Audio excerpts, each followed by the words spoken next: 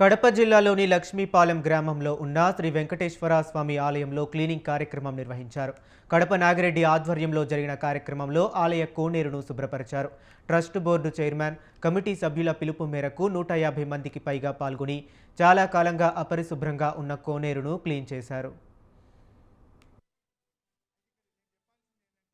నమస్తే అందరికీ. నా పేరు బాలనాగిరెడ్డి.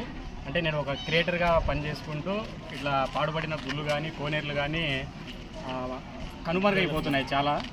వాటిని క్లీన్ చేసి మళ్ళీ మన సమాజానికి వచ్చే తరానికి అందించాలనే ఉద్దేశంతో ఈ కార్యక్రమం మొదలుపెట్టినా.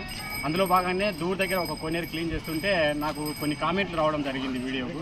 అంటే లక్ష్మీపాలెంలో ఒక కోనేరు ఉంది, దాని పరిస్థితి కూడా బాగలేదు, ఒకసారి చూడండి అని కొన్ని కామెంట్లు రావడం జరిగింది. ఆ భాగంగానే ఇక్కడికి వచ్చి నేను కోనేరు చూస్తే చాలా అద్భుతంగా ఉంది. అంటే మందు బాటిల్స్, చెత్త, పిల్లల ప్యాంపర్స్ కూడా వేసి పెట్టారు అని అన్నగారితో మాట్లాడాను. మన చైర్మన్ అన్నగారితో మాట్లాడితే లక్షణంగా క్లీన్ చేయండి, మేము కూడా కలుస్తాం వాటిలన్నీ. మాకు గ్రామస్తుల సహకారం కూడా బాగా అందించారు.